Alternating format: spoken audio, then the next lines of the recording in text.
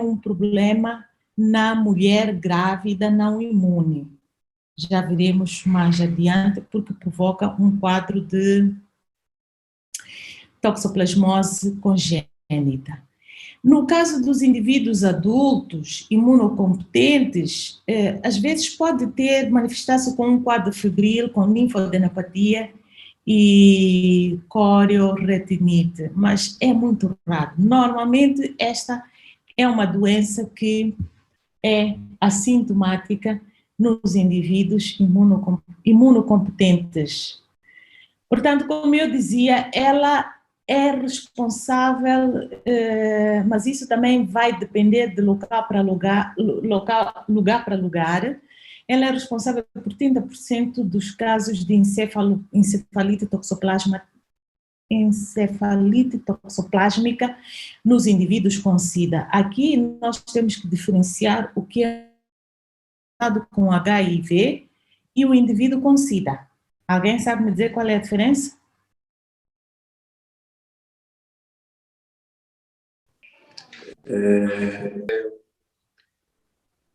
É o vírus. Eu entender, HIV é infecção, é o fato da pessoa estar infectada pelo vírus da imunodeficiência adquirida, não é? Sim, sim.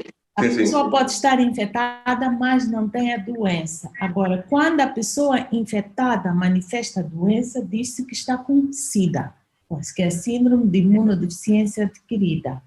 Sim, que é o estado elevado já da própria doença. Como? A SIDA causa a morte, no meu entender. Sim, é a SIDA que causa a morte, é a doença, não a infecção em si. Sim. Então, o que acontece é que a pessoa infecta-se, depois com o andar do tempo esta infecção pode passar para a SIDA. Então, nas pessoas, como eu disse, a toxoplasmose é uma doença que é frequente, depende dos hábitos das pessoas, que nós veremos mais adiante, mas normalmente no adulto é assintomática. E no caso dos pacientes com SIDA, ela muitas vezes é a primeira manifestação da doença. O indivíduo aparece com alterações neuropsiquiátricas e geralmente uma encefalite, quando se vai fazer o diagnóstico é uma toxoplasmose e isso remete-nos ao diagnóstico do SIDA. Os gatos, como já tínhamos visto, são os únicos hospedeiros definitivos, portanto, gatos e outros felinos são os únicos hospedeiros definitivos e eliminam os zooquistos de toxoplasma para o meio ambiente. O gato, normalmente, quando quer defecar, cava e enterra as suas fezes na areia. E os outros mamíferos ou aves desempenham o papel de hospedeiros. Este é aquele que nós vimos que tem um grande leque de hospedeiros, né? Incluindo o homem. Praticamente é um parasita que está presente, digamos, em quase todos os seres vivos. É um parasita intracelular, significa que ele fica dentro das células do sistema fagocítico mononuclear com moléculas filamentosas. E a transmissão faz-se através da carne contendo os esporozooitos. Nós veremos agora, ou então por via congênita, onde é que está o ciclo do parasita.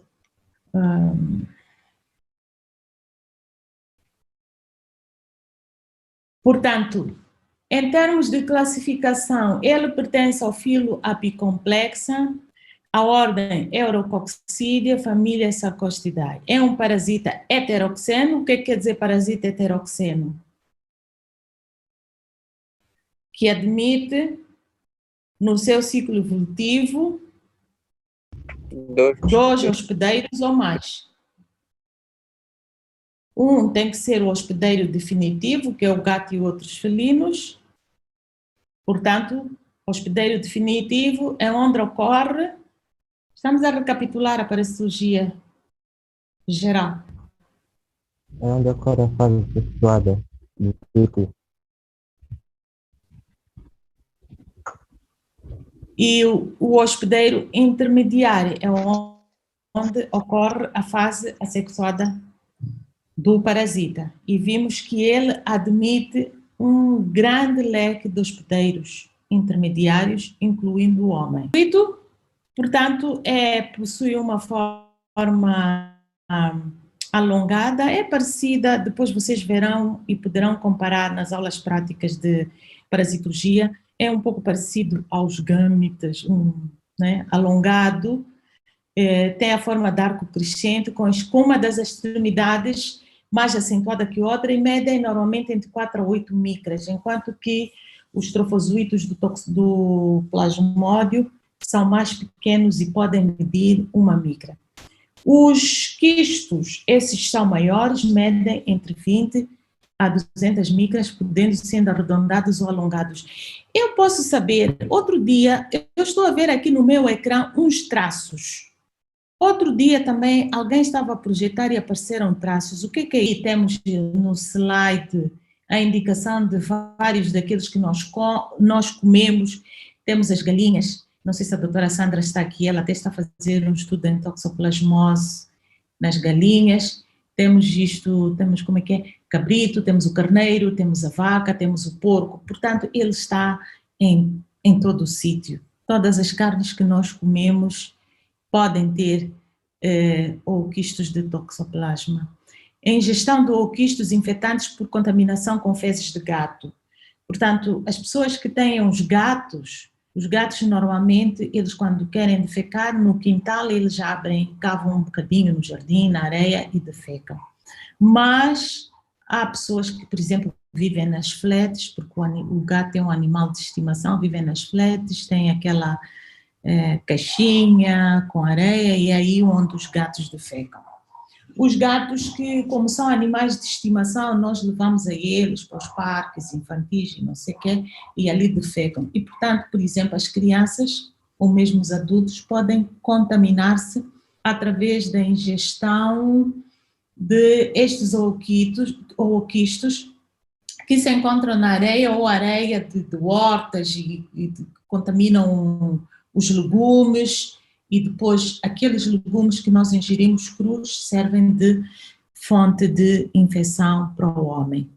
Mas a infecção também pode ser por via transplacentária, de uma mãe infectada para a sua criança, ou então através da transfusão sanguínea, porque nós vimos anteriormente que ele é um parasita intracelular das células do sistema fagocítico mononuclear.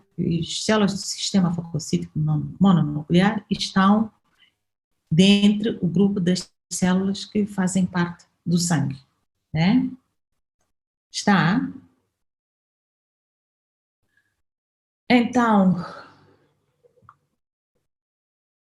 resumindo o ciclo evolutivo do parasita, portanto, nós temos o gato como hospedeiro definitivo, o que significa que é no gato onde ocorre a forma sexuada do parasita, a reprodução sexuada do parasita. Meu Deus. O gato, olha, os riscos desapareceram, não sei como. O gato, ao defecar, vai eliminar os ooquistos. Então, estes ooquistos que estão nas fezes podem ser ingeridos, acidentalmente, por qualquer um destes animais domésticos, ou por ratos, ou por aves. E quando nós nos alimentamos destes animais, estes ooquistos vão eclodir no nosso sistema. Mas também pode ser através da contaminação de legumes. Portanto, os gatos defecam nas areias, pode ser a areia onde está a horta, e contaminação das alfaces, do tomate, destes alimentos que nós comemos crus, e, portanto, assim se encerra o ciclo do parasita.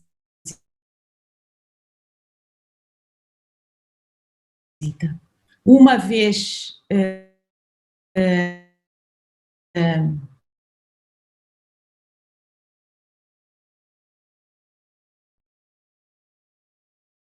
ingerida estes de toxoplasma, já estou cansada. Se ter aulas logo de manhã, a voz ainda está, a garganta ainda está seca.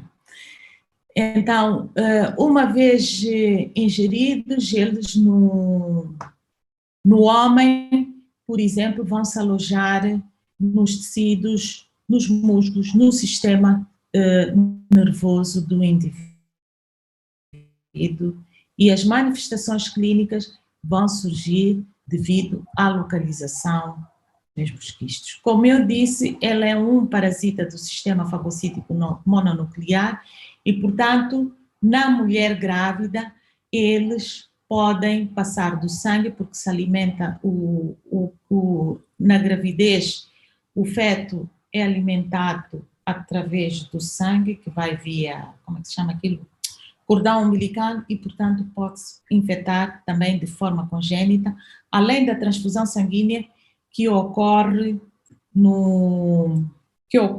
tanto no caso da toxoplasmose. Em termos de reprodução, como nós vimos, ele pertence ao grupo apicomplexo, onde também estão os plasmódios. Portanto, o processo de reprodução da esquizogonia é o mesmo. É por isso que eu sempre gosto de começar com a aula da malária, porque o ciclo, uma vez percebido o ciclo da malária, já não precisamos de estar a repetir. O ciclo da malária é o mais complexo. Uma vez percebido o ciclo da malária, nós conseguimos perceber os ciclos dos outros protozoários sanguíneos que estudamos, que são menos complexos que o da malária. Mas praticamente é por esquizogonia e os termos são os mesmos: taquizoítos, merozoítos, bradizoítos, hipnozoítos. Então, o que é que interessa sob o ponto de vista da parasitologia humana? Do ponto de vista da parasitologia humana, como já havíamos dito, toxoplasmose no homem, o indivíduo imunocompetente, praticamente não é o problema, mas praticamente não é o problema até há bem pouco tempo. Já voltaremos lá. Na criança, a toxoplasmose congênita ou neonatal é muito importante, porque o curso da doença também vai depender da idade gestacional em que se deu a infecção e a capacidade dos anticorpos maternos de proteger a criança. Quanto mais cedo a criança se contamina, ocorre a transmissão congênita, quanto mais cedo, o que significa menos estruturas terão sido formadas, menor o desenvolvimento embrionário na criança, então mais exuberantes serão as manifestações clínicas. Depois tem uma particularidade. Como esta é uma infecção que nós, quando os adultos nos infectamos, conseguimos que ela seja sintomática e não haja reprodução, as formas parasitárias ficam dormentes, não há problemas na mulher grávida que já está infectada. O problema é quando a mulher se infecta durante a gravidez. Quando a mulher se infecta durante a gravidez, aí tem aquela reprodução, aquela fase dos taquizoítos, que eles se reproduzem rápidos e que, portanto, passam para a criança e vão provocar também problemas nestas crianças infectadas com gravidade, ou maior gravidade ou menor gravidade, conforme o tempo de gestação. Até aqui está percebido, portanto, em termos práticos, se a infecção materna ocorre entre a concepção e o 6º mês, costuma haver um quadro clínico agudo e subagudo. E este quadro clínico pode terminar, quadro clínico na criança, no feto. Portanto, pode inclusive terminar com a morte intrafetal ou então aquelas malformações congênitas que podemos observar, como a hidrocefalia e a retinopatia, que são as mais frequentes e visíveis no feto. Percebemos ou compliquei as coisas? Estamos a falar da toxoplasmose congênita neonatal. Minutos. Quando já tinha dito, os primeiros 6 meses da gravidez a doença é mais grave. Quando a mulher se infecta no último trimestre da gravidez, como muitas outras doenças, a gravidez, portanto, as manifestações congênitas muitas vezes são subagudas ou crônicas. Hoje inicia-se se a criança nasce, pode ter uma hepatomegália, pode ter uma icterícia, uma meningoencefalite que leva à morte fetal ou ao aborto. Depois, em termos de patologia na criança recém-nascida, tanto 20 a 30% das crianças nascidas com toxoplasmose têm a forma nervosa ocular, portanto, ele é um parasita que tem um tropismo pela retina. Mas muitas vezes ela é uma doença sistêmica, que, portanto, as manifestações podem ser mais exuberantes na rotina, mas pode haver uma hidrocefalia, pode haver aquela icterícia que nós vimos anteriormente. Mas aqui diz a literatura que mais ou menos a transmissão congênita não é uma coisa que ocorre com frequência. Uma em cada 100 crianças, uma em cada 1000 crianças demais infectadas é que podem ter estas manifestações clínicas. Então, isto não é mau. Imagina que por cada 100 mulheres grávidas, uma tivesse manifestações clínicas. Estávamos cheios de crianças com toxoplasmose congênita, né? Seria um grande problema. Estudar em relação à toxoplasmose. O nosso país é um país que tem muito pouca investigação que se faz, muito pouco e, portanto, neurocirurgicamente o que se faz é tratá-las, porque elas têm obstrução da circulação do líquido cefalorraquidiano e, portanto, fazem-se os shunts para descongestionar. A cabeça cresce por causa do acúmulo do líquido cefalorraquidiano. Então, normalmente o que se faz é tratar estas crianças cirurgicamente, fazendo shunts para drenar a circulação do líquido cefalorraquidiano.